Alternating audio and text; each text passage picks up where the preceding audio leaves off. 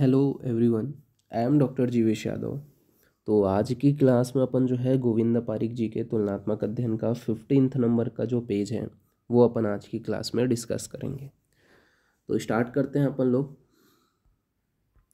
तो last class में अपन क्रियाकल्प पढ़ रहे थे, ठीक है। तो उसी का ही कंटिन्यूशन करते हुए यहाँ पे आपका आगे बताया गया है कि अंजन जो शलाका है उसकी अगर बात करें लंबाई के विषय में तो कितना होना चाहिए, तो 8 अंगुल जो है लंबी होना चाहिए। अष्टांगुल्य ये आचार्य सुश्रुत ने बताया है, ठीक है। तो 8 अंगुल लंबी होनी चाहिए, ये बताया गया है। इसके अलावा अगर आप शलाका है, अगर लेखन कार्य के लिए प्रयोग कर रहे हो तो ताम्र से निर्मित होना चाहिए। यहाँ पे थोड़ा सा इसको काट देना, ठीक है। तो ताम्र से निर्मित होना चाहिए लेखन कार्य के लिए। और मेनली जो है कफज रोग में मेनली प्रयोग करते हैं लेखन के लिए, और प्रातःकाल को प्रयोग किया जाता है, ठीक है। और ये जो लौह है ना वो आपका क्या है, नीचे में आ जाएगा, ठीक है। इसको सुधार लेना, ये नीचे में आ जाएगा। तो लौह जो है मेनली रोपण के लिए प्रयोग किया जाता है। लौह से निर्मित जो है आपका शलाका रोपण कार्य के लिए प्रयोग किया जाता है, पित्तज रोग में प्रयोग करते हैं, और सायं काल को प्रयोग किया जाता है, ठीक है, इवनिंग के टाइम में। तो ये आपको याद रखना है। इसके अलावा जो स्वर्ण से बना हुआ रहता है, मेनली आपको स्वर्ण याद रखना है, ठीक है। इसके अलावा रजत से भी निर्मित होता है, स्वर्ण से मेनली जो निर्मित होता है आपका जो शलाका वो प्रसाधन कार्य के लिए मेनली प्रयोग किया जाता है। और वातज जो रोग है, ठीक है, उसमें अपन प्रयोग करते हैं इसका रात्रि काल में। तो वातज रोग में रात्रि काल में इसका प्रयोग किया जाता है। तो ये आपको थोड़ा सा याद रखना है, ठीक है। फिर अपन आगे बढ़ते हैं। तो आगे आपका क्या बोला गया है, तो यहाँ पे आपके शलाका के दोष बताए गए हैं। कितने दोष पाए जाते हैं शलाका में। तो शलाका में अगर दोष के विषय में बात करें तो आचार्य जो सुश्रुत हैं उन्होंने टोटल 6 दोष बताए हैं शलाका दोष, ठीक है। इसके अलावा वांग भट्ट जी ने शलाका दोष की संख्या टोटल 8 मानी है। तो शलाका दोष की संख्या याद रखना कि आचार्य सुश्रुत के अनुसार 6 हैं और वांग भट्ट जी के अनुसार 8 हैं, ठीक है। फिर बात करते हैं श्रेष्ठ काल। श्रेष्ठ काल कौन से हैं, तो तर्पण का जो काल है, ठीक है, वो पूर्वाहंत या अपराहन बताया गया है। तो तर्पण का जो काल है वो क्या है, पूर्वाहंत व अपराहन बताया गया है। जबकि शेक व अश्योतन का जो काल है वो पूर्वाहंत, मध्याह्न व सायं बताया गया है, ठीक है। तो शेक का जो काल है वो पूर्वाहंत, मध्याह्न और सायं, ठीक है। ये क्या है, शेक और अश्योतन का। फिर शिरोवस्ती धारण काल के विषय में बात करें तो संध्या काल में, तो शिरोवस्ती का जो धारण काल है वो क्या है, संध्या काल बताया गया। संध्या काल जो है शिरोवस्ती धारण काल बताया गया है, तो इसको आपको याद रखना है। देन आगे बढ़ें तो यहाँ पे आपके शुद्ध शुक्र के लक्षण बताए गए हैं। तो शुद्ध शुक्र के लक्षण आप लोगों को सबको पता है क्या है आपका, चरक के अनुसार शुद्ध शुक्र के लक्षण। तो यहाँ पे स्निग्धम घन पिच्छलम च मधुर च विदाही च रेतसा शुद्ध विजानिते भवते स्फटिका सन्निभा, ठीक है। चरक चिकित्सा के श्लोक है, ठीक है। ये श्लोक आप लोग को याद रखना है कि शुद्ध शुक्र जो होता है वो कैसा होता है, तो स्निग्ध होता है, ठीक है, घन होता है, पिच्छिल होता है, मधुर गंध वाला होता है, रेतस होता है, ठीक है। इसके अलावा ये मतलब ये शुद्ध शुक्र के लक्षण है, ठीक है, इस पट्टी के समान होता है। इसके अलावा फलप्रद जो शुक्र है उसके लक्षण यहाँ पे आपको बताए गए हैं कि बहलम मधुर स्निग्धम विस्त्र गुरु पिच्छिलम शुक्लम बहु च यद शुक्रम फलवत संशय, ठीक है। तो फलवत जो शुक्र है वो क्या होता है, बहल होता है, मधुर होता है, स्निग्ध होता है, विस्त्र होता है, गुरु होता है, पिच्छिल होता है, शुक्ल वर्ण का होता है। ये मेरे आपके क्या है, फलदायक जो शुक्र है उसके लक्षण है। तो दोनों श्लोक आप लोग लर्न करना, ठीक है, क्योंकि श्लोक से सीधा क्वेश्चन पूछे जाते हैं। देन बात करते हैं सुश्रुत के अनुसार शुद्ध शुक्र। तो आचार्य सुश्रुत के अनुसार क्या बताया गया है, तो स्फटिकाभम द्रव्यम स्निग्धम मधुरम मधुगंधिश्य शुक्र में चिंत कैच्युत्तो तैल छोद्र भी निबंध था, ठीक है। तो ये सुश्रुत का श्लोक है कि जो शुद्ध शुक्र होता है स्फटि के समान स्वेद होता है, ठीक है, द्रव्य होते हैं, स्निग्ध होते हैं, मधुर होते हैं, ठीक है, मधुर गंध वाला होता है। ये क्या है, शुद्ध तथा थैल छोद्र के समान होता है, ठीक है। तो ये क्या है, शुद्ध शुक्र के लक्षण है, आचार्य सुश्रुत ने बताया है, ठीक है। तो इसको भी याद रखना। सुश्रुत शरीर स्थान का आपको श्लोक है कि स्फटिकाभम द्रव्यम स्निग्धम मधुरम मधुगंधिश्च शुक्र मच्छन्तु कैच्युत्तो तैल छोद्र भी निबंध था। फिर वांग भट्ट के अनुसार बात करते हैं। तो वांग भट्ट ने क्या बोले हैं शुद्ध शुक्र के लक्षण में, तो शुक्रम शुक्लम गुरु स्निग्ध मधुर बहल बहु घृत माक्षिक तैलाब सदगर्भ, ठीक है। यानी कि यहाँ पे ये बोला गया है जो आपका शुद्ध शुक्र होता है वो क्या है, आपका शुक्र जो होता है शुक्ल गुरु स्निग्ध मधुर बहल तथा घृत व माक्षिक व तैलाब के समगर्भ सर यहाँ पे आपका बोला गया सदगर्भाय, ठीक है। ये यहाँ पे आपका बताया गया शुद्ध शुक्र के लक्षण आचार्य वांगभट के अनुसार, ठीक है। तो ये तीनों आचार्यों के अनुसार, चरक हो गया, सुश्रुत हो गया और वांगभट हो गया, उनके अनुसार आपको शुद्ध शुक्र के विषय में याद रखना है। यहाँ पे आपकी स्पेशलिटी क्या क्या चीज़ है, तो शुक्ल वर्ण है शुक्र का, शुद्ध शुक्र का जो वर्ण है वो शुक्ल वर्ण है। ये किसने माने हैं, तो आचार्य जो चरक हैं और वांगभट जी हैं, उन्होंने दोनों ने क्या है शुक्ल वर्ण का बताया है शुक्र को। इसके अलावा स्फटिक के समान किन किन आचार्यों ने माना है, तो स्फटिक के समान आपके आचार्य जो चरक हैं, ठीक है, आचार्य जो चरक जी हैं और आचार्य सुश्रुत जी हैं तथा वांगभट जी हैं, सॉरी सारंगधर जी हैं, उन्होंने क्या है स्फटिक के समान बताया है, ठीक है। स्फटिकाभम यानी कि चरक, सुश्रुत और सारंगधर ने मेरे लिए आपका CSS,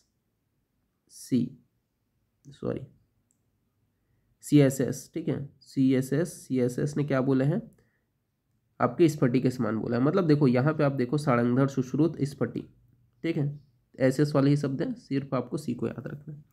फिर बात करते हैं तैल छोद्रभम निभम, किसने बोला है, तो आचार्य सुश्रुत ने बोला है। तैल छोद्रभम निभम किसने, आचार्य सुश्रुत ने। वांगभट ने क्या बोला है, तो तैल माक्षिक तैलाभम, ठीक है, तो वांगभट ने घृत माक्षिक तैलाभम, ठीक है, ये किसने बोला है, तो वांगभट ने। तो घृत माक्षिक तैलाभम किसने बोला है, तो आपके आचार्य वांगभट जी ने मेनली जो है शुद्ध शुक्र को बताया घृत माक्षिक तैलाभम। तो ये आप लोगों को याद रहने चाहिए, ठीक है, शुद्ध शुक्र के जो लक्षण है वो। देन आगे बढ़ते हैं, तो शुद्ध आर्तव के लक्षण यहाँ पे बताए गए हैं। तो शुद्ध आर्तव के लक्षण के विषय में बात करें तो आचार्य जो चरक जी जो हैं वो बोलते हैं कि गुंजा फल सवर्णम च पद्मालक्तम सन्निभा इंद्रस्त गोप शंकर्षण आर्तवम शुद्धम इति दिश्यते, ठीक है, शुद्धम इति दिश्यते। तो यहाँ पे आपका बोला गया है कि जो गुंजा फल के समान, ठीक है, पद्मालक्त वाला सन्निभा, ठीक है, इंद्रगोप के संकासा, ये क्या है आपके शुद्ध आर्तव का जो है लक्षण है, ये आचार्य चरक ने माना है। तो इसका भी श्लोक ही लर्न करना। इसके अलावा उन्होंने और भी बताया, चरक चिकित्सक का और सेकंड श्लोक बोला गया है कि क्या बोला गया शुद्ध आर्तव के विषय में, कि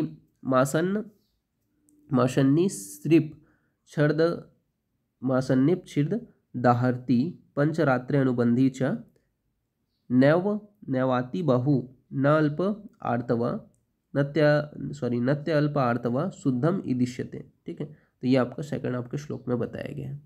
फिर सुश्रुत के अनुसार बात करते हैं तो शुद्ध आपका जो आपका आर्तव है, शुद्ध आर्तव उसका लक्षण यहाँ पे बताया गया है। फिर शुद्ध आर्तव का जो लक्षण है आचार्य सुश्रुत के अनुसार बात करते हैं तो बोला गया है कि अब क्या संस्कृत प्रतिमम यत्तु यद्दो लाक्षरासोपमम तदात्वम प्रश्मयंती यदात्व न विरिंजयेत। यह आचार्य सुश्रुत का श्लोक है कि संस्कृत प्रतिमम यत्तु यद्दो लाक्षरासोपमम तदात्वम प्रश्मयंती यदात्व न विरिंजयेत, ठीक है। तो शशक के समान जो है प्रतिमा वाला, ठीक है, लाक्षरस के समान, ठीक है, ये क्या है आपके शुद्धार्थों का लक्षण है, ये आचार्य सुश्रुत ने बताया है। तो इसको भी आपको अच्छे से लर्न करना है, रेफरेंस भी यहाँ पे आपका दिया हुआ है। वांगभट ने क्या बोला है शुद्धार्थों के विषय में, तो उन्होंने बोला है कि आर्तव पुनः लाक्षरस सशस्त्रभ घौत यंच विरंजयेत, ठीक है, ये क्या है आपके आचार्य वांगभट ने बोला है कि आर्तव पुनः लाक्षरस, इसके अलावा संस्कृत जो घौत यंच विरंजयेत, ये वांगभट जी ने बताया। अब बात कर लेते हैं, ये तो आपके जो लक्षण हैं वो बताए गए हैं, तो इसको आपको श्लोकस को ही लर्न करना पड़ेगा। अगर श्लोक से ही अगर क्वेश्चन आए तो श्लोक से ही आएगा, ठीक है। तो आजकल जो जिस हिसाब से क्वेश्चन बन रहे हैं उस हिसाब से आपको श्लोक को ही लर्न करना पड़ेगा इसका। फिर बात करते हैं आगे बढ़ते हुए, तो जो आपका मानस प्रकृति है उसके विषय में बात करते हैं। तो मानस प्रकृति के विषय में जो आचार्य जो टोटल कितना बताया गया है मानस प्रकृतियों की संख्या, तो टोटल 16 बताया गया है, ठीक है। अब ये 16 का जो डिवाइडेशन है वो अलग अलग किया गया है, बट टोटल जो है अपने मानस प्रकृति की संख्या कितना बताया गया है, 16 बताया गया, ये आपको याद रखना है। अब यहाँ पे अपन आगे बढ़ते हैं, तो ये जो है मुख्य रूप से 3 भाग में इसे डिवाइड कर सकते हैं। सात्विक जो होगा उसे उत्तम प्रकृति बोलेंगे, राजस जिसे मध्यम प्रकृति बोलेंगे और तामस जिसे हीन प्रकृति बोलेंगे। तो सात्विक उत्तम, राजस मध्यम और तामस हीन प्रकृति। चरक, सुश्रुत और कश्यप ने मेनली जो है आपका मानस प्रकृति को जो है क्लासिफाइड किए हैं।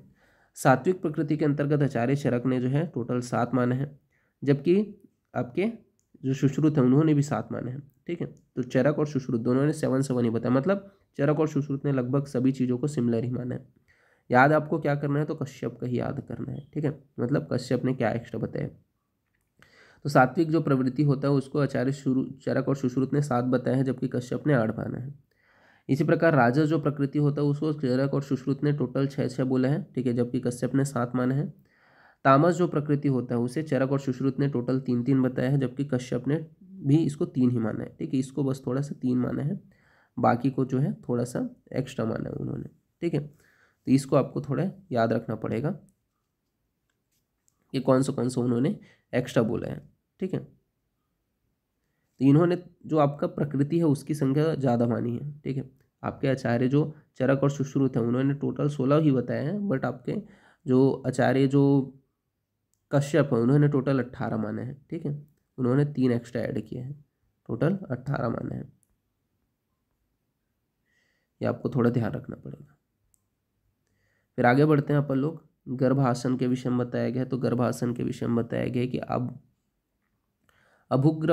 अभुग्रग्रयो अभिमुखम सेते गर्भयो गर्भशय स्त्रिया स योनि शीर्षा यति स्वभावतः प्रसव इति, ठीक है। तो मतलब गर्भ जो आसन है वो किस प्रकार से होना चाहिए उसके विषय में यहाँ पे आचार्य सुश्रुत ने बताया, ठीक है, कि जो अग्र जो मुख है, ठीक है, यहाँ पे आपका जो अभुमुख अग्र अभिमुख, ठीक है, इसके अलावा जो गर्भ संज्ञा है, ठीक है, उसमें गर्भो गर्भ संज्ञा स्त्रिया सयोनि शीर्षायति स्वभावतः प्रसविति, ठीक है। तो ये क्या है, गर्भासन के विषय में आचार्य सुश्रुत ने बताया। तो इसका भी श्लोक याद करना आप लोग। फिर आचार्य जो चरक है उन्होंने क्या बोला है, तो गर्भस्तु खलु मातु पृष्ठ अभिमुखम ऊर्ध्वशिरा, इसके अलावा संकुंच्याङ्गन स्तन संकुंच्याङ्गन न्यात स्तन कुक्षौ, ठीक है, यानी कि जो अपरा है वो गर्भाशय के ऊपरी भाग से जुड़ा हुआ रहता है, ठीक है। तो आपका जो है माता से मातुस्थ खलु यानी कि माता से आपका जो मातु पृष्ठ भाग हो, ठीक है, मतलब ये जो है आपका जो गर्भासन है उसके विषय में आपका बताया गया है आचार्य चरक के अनुसार, ठीक है। तो इसका भी श्लोक ही लर्न करना दोनों का, ठीक है। यहाँ पे मैं एकदम डिटेलिंग नहीं बता रहा हूँ क्योंकि टाइम कम है, ठीक है, अपने को पूरा कवर अप करना है।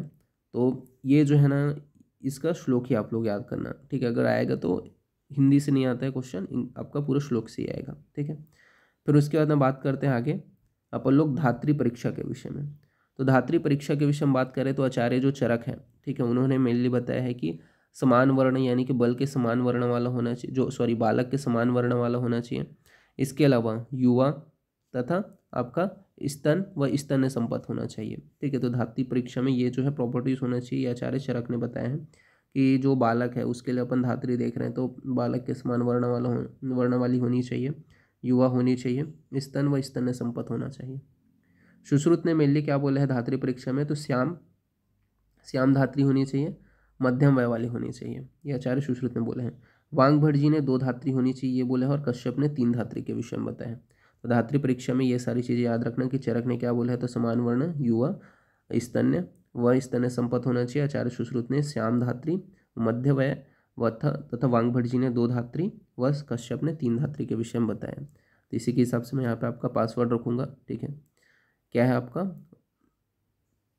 जो वांगभट जी है, ठीक है, धात्री प्रकरण पढ़ रहे हैं तो DV, ठीक है, 2 और कश्यप के 3, ठीक है, ये आपका पासवर्ड रहेगा। तो DV2K3, ठीक है, इस नोट्स का पासवर्ड रहेगा, तो इसको आपको याद रखना है।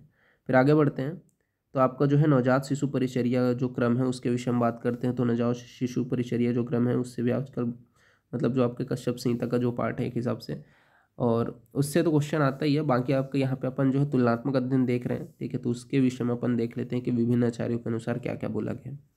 तो आचार्य जो चरक हैं उन्होंने क्या बोले हैं नवजात शिशु परिचर्या क्रम में कि जो है प्राण प्रत्यागमन, ठीक है, स्नान हो गया, मुख विशोधन हो गया, गर्भोत्पादक वमन हो गया, नाल छेदन हो गया, जात कर्म और रक्षा कर्म, इनको क्या है नवजात शिशु परिचर्या क्रम के अंतर्गत रखा है।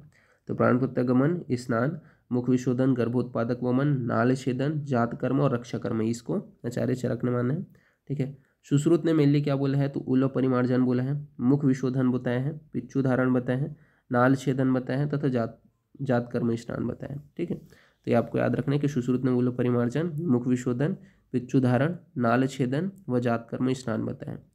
वांगभट जी ने मेनली आपका जो है उलव परिमार्जन बताया है, प्राण प्रत्यागमन बताया है, नाल छेदन बताया है, स्नान, इसके अलावा पिच्चू धारण, स्वर्ण प्राशन, गर्भोत्पादक वमन और जात कर्म बताया है।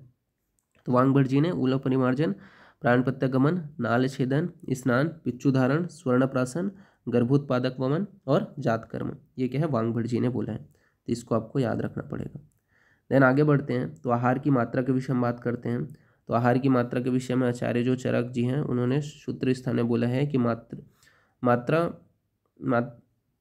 यहाँ पर उन्होंने बोला है कि मात्रा शी यस्यात् आहार मात्रा पुनः अग्निबलो उपेक्षणी, यानी कि मात्रा पूर्वक भोजन करें तथा आहार जो मात्रा है वो जठराग्नि के बल की उपेक्षा करती है। ठीक है, ये आचार्य चरक ने बोला है कि मात्रा पूर्वक भोजन करें, ठीक है, और जो आहार की जो मात्रा है वो जठराग्नि के बल की उपेक्षा करते हैं।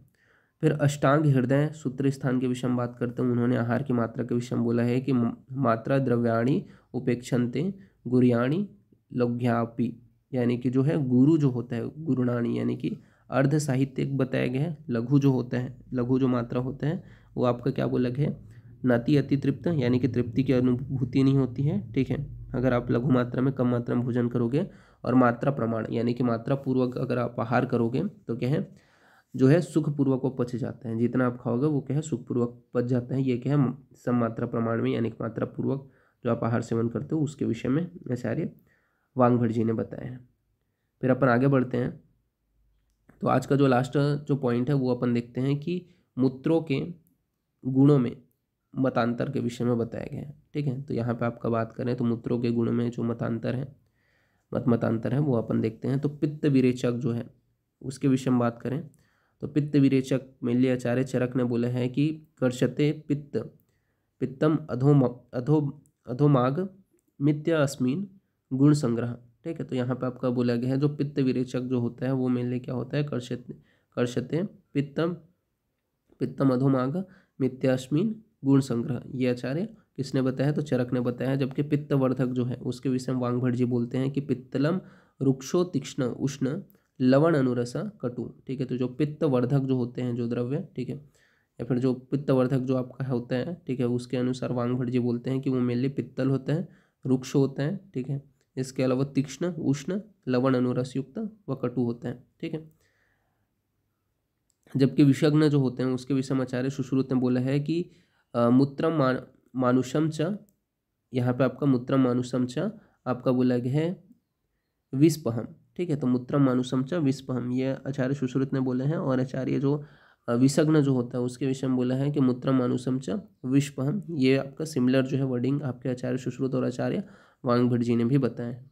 फिर रसायन के विषय में बताया गया है। ठीक है, तो रसायन के विषय में भाव प्रकाश जी ने बोला है कि नरम मूत्रम गर्हंती तद विधम सेवतिम रसायनम। ठीक है, तो मतलब ये भी बोला गया है कि नर का जो मूत्र होता है वो गर्विष का हरण करता है और वो मिल के है रसायन के समान होता है, ये भाव प्रकाश ने बताया है। ठीक है, तो जो है पित्त विरेचक क्या बताया गया है तो कर्षते पित्तम अधोगात यस्मीन गुणग्रह। ठीक है, ये आपको याद रखना है। पित्तवर्धक जो होगा जो मूत्र वो आपका क्या बोला गया है वो मेनली पित्तल होगा, रुक्ष तीक्ष्ण उष्ण गुण से युक्त होगा, लवण अनुरस व कटु युक्त होगा। जो विषग्न जो होगा, ठीक है, उसके विषय में आचार्य सुश्रुत ने बोला है जो आपका मूत्र विषग्न होगा उसमें आपका बोला गया मूत्र मानुषम च विष्पहत। ठीक है, और आपका मूत्र मानुषम च विष्पहत अष्टांग हृदय ने भी बोला है।